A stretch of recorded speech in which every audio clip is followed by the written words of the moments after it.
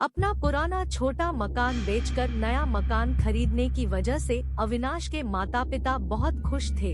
लेकिन अपने माता पिता का इकलौता 20 साल का पुत्र अविनाश अपने पुराने मकान को छोड़कर जाने की वजह से बहुत दुखी था, क्योंकि अविनाश बचपन से जवान अपने इसी मकान में हुआ था। इसलिए उसे अपने स्कूल के दोस्त और मोहल्ले के दोस्तों को छोड़ने का बहुत दुख था।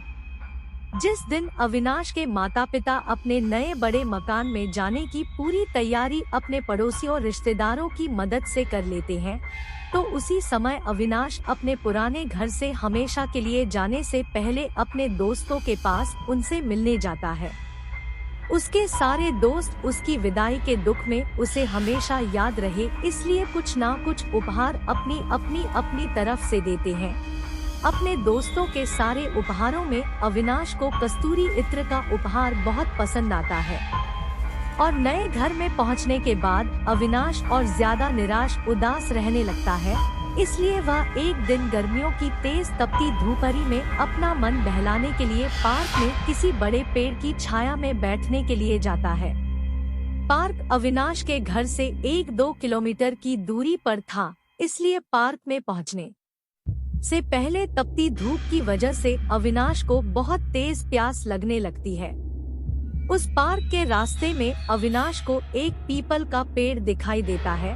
पेड़ के नीचे पानी से भरा मटका रखा हुआ था, इसलिए अविनाश उस मटके से ठंडा मीठा पानी पीकर पीपल की नीचे बने टूटे फूटे चबूतरे पर बैठ जाता है। उस पीपल के पेड़ के आसपास काले तिल मिट्टी का छोटा सा मटका, सिंदूर लगा हुआ कटा हुआ नींबू, कले तिल, तिलक, रोरी, नारियल आदि सामान चारों तरफ बिखरे पड़े हुए थे।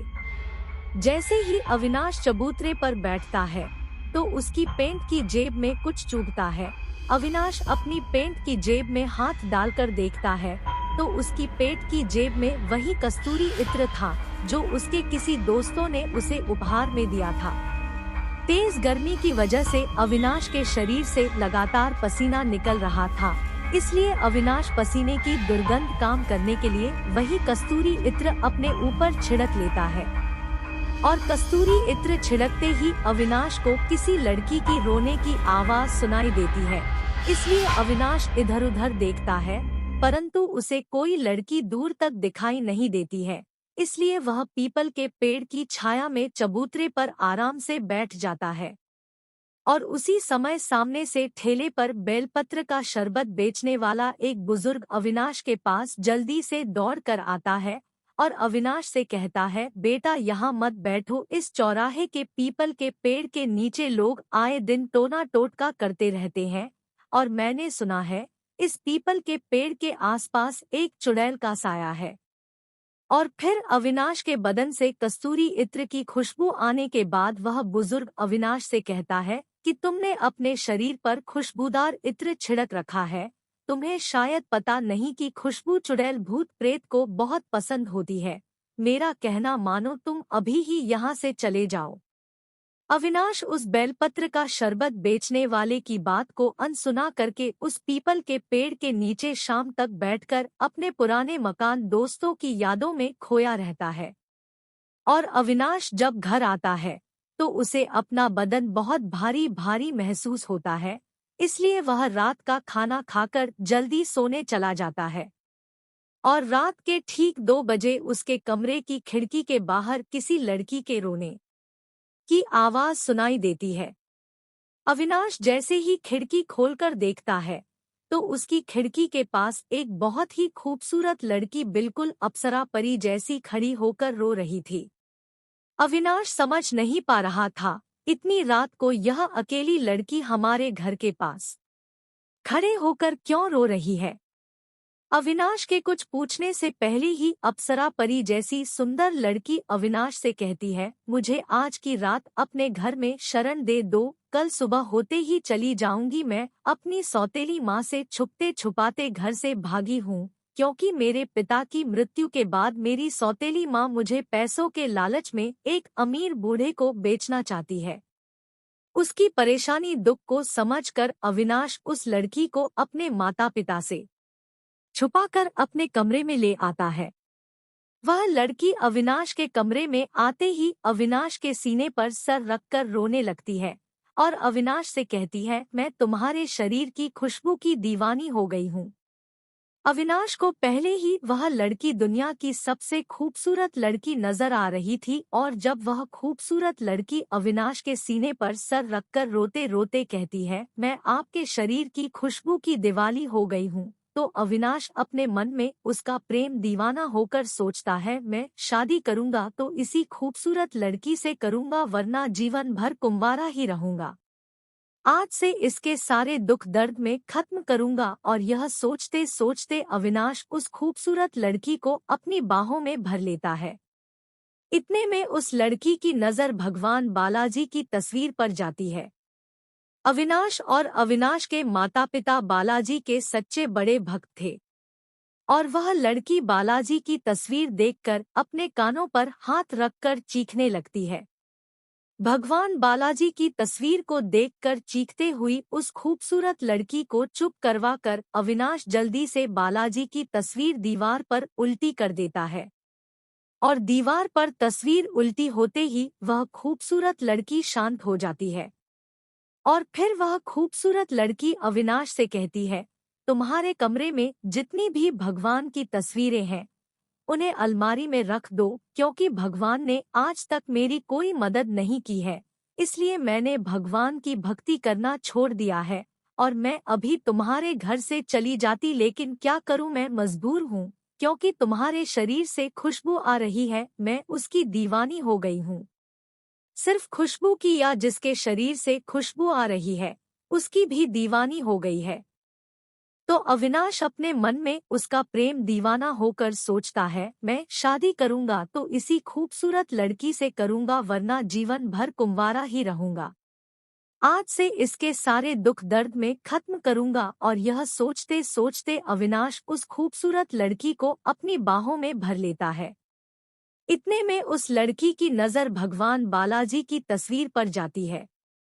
अविनाश और अविनाश के माता पिता बालाजी के सच्चे बड़े भक्त थे और वह लड़की बालाजी की तस्वीर देखकर अपने कानों पर हाथ रखकर चीखने लगती है। भगवान बालाजी की तस्वीर को देखकर चीखते हुई उस खूबसूरत लड़की को चुप करवाकर अविनाश जल्दी से बालाजी की तस्वीर दीवार पर उल्टी कर देता है और दीवार पर तस्वीर उल्टी होते ही वह खूबसूरत लड़की शांत हो जाती है। और फिर वह खूबसूरत लड़की अविनाश से कहती है, तुम्हारे कमरे में जितनी भी भगवान की तस्वीरें हैं उन्हें अलमारी में रख दो, क्योंकि भगवान ने आज तक मेरी कोई मदद नहीं की है, इसलिए मैंने भगवान की भक्ति करना छोड़ दिया है और मैं अभी तुम्हारे घर से चली जाती, लेकिन क्या करूं, मैं मजबूर हूं क्योंकि तुम्हारे शरीर से खुशबू आ रही है, मैं उसकी दीवानी हो गई हूँ। सिर्फ खुशबू की या जिसके शरीर से खुशबू आ रही है उसकी भी दीवानी हो गई है। आप? अविनाश पूछता है, हाँ, मुझे पहली मुलाकात में ही आपसे प्रेम हो गया है, इसलिए मैं तुम्हें अपनी पूरी सच्चाई बताती हूँ। अविनाश को वह लड़की बताती है, मेरा नाम नगमा है और सौतेली माँ के अत्याचारों से तंग आकर मैंने 2 वर्ष पहले आत्महत्या कर ली थी, लेकिन आत्महत्या करने के बाद भी मुझे शांति नहीं मिली, क्योंकि आज भी मेरी आत्मा इधर-उधर भटक रही है। और जब तुम पीपल के पेड़ के नीचे कस्तूरी इत्र अपने ऊपर छिड़क के बैठे हुए थे, मैं उसी समय से तुम्हारे शरीर की खुशबू से आकर्षित होकर तुम्हारे पीछे पड़ गई हूँ। अविनाश उस परी अप्सरा जैसी खूबसूरत लड़की के प्रेम में इतना दीवाना हो गया था कि वह यह समझ ही नहीं पा रहा था कि वह जीवित लड़की नहीं, भयानक चुड़ैल है। प्रेम में पागल अविनाश खूबसूरत लड़की की भटकती आत्मा से कहता है, तुम जीवित हो या मृत्यु, लेकिन अब से सिर्फ तुम मेरी हो। और अविनाश उस चुड़ैल को अपने कमरे में रख लेता है और उस रात के बाद वह चुड़ैल दिन में गायब हो जाती थी और रात को 12 बजे के बाद अविनाश के साथ सुबह होने तक रहती थी। वह चुड़ैल अविनाश से कस्तूरी इत्र के अलावा कुछ नहीं मांगती थी। अविनाश भी कस्तूरी इत्र खत्म होने से पहले चुड़ैल को कस्तूरी इत्र लाकर दे देता था। वह नगमा नाम की चुड़ैल अविनाश उसके माता पिता को कोई नुकसान नहीं पहुंचा रही थी, लेकिन फिर भी उसके घर में आ जाने के बाद सब कुछ अशुभ ही अशुभ हो रहा था। इसलिए अविनाश के माता पिता घर की सुख शांति के लिए बालाजी की पूजा अपने घर में करवाते हैं। और पंडित जी उनके घर में घुसते ही बता देते हैं, तुम्हारे घर के अंदर एक चुड़ैल का साया है। और पूजा करते करते पंडित जी को पता चल जाता है कि चुड़ैल का साया उनके बेटे अविनाश के ऊपर है।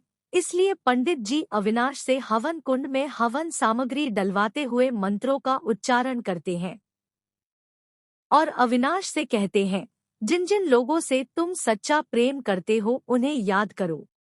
और जैसे ही अविनाश अपने माता पिता के साथ उस चुड़ैल को याद करता है तो नगमा चुड़ैल प्रकट हो जाती है।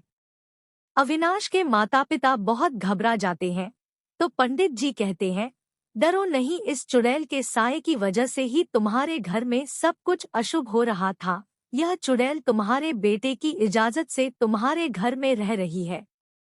अविनाश के माता पिता अविनाश से पूछते हैं तो अविनाश कहता है, यह जीवित हो या मृत हो, लेकिन विवाह में नगमा चुड़ैल से ही करूंगा। और कुछ ही देर में पंडित जी अपने मंत्रों की शक्ति से नगमा चुड़ैल का असली डरावना भयानक रूप अविनाश को दिखाते हैं। उसकी लाल लाल आंखें, सड़ा गला चेहरा और बदन, लंबे दांत, मुंह से बाहर निकलती लाल जीभ, परी अप्सरा जैसी लड़की नगमा चुड़ैल का असली रूप देखकर अविनाश के पसीने छूट जाते हैं और अविनाश भागकर अपने माता पिता से चिपट जाता है। अविनाश, उसके माता पिता चुड़ैल के डर से थर-थर कांपने लगते हैं, लेकिन पंडित जी बिना भयभीत हुए लगातार मंत्र उच्चारण करते रहते हैं और कुछ मिनटों में वह चुड़ैल वहां से गायब हो जाती है।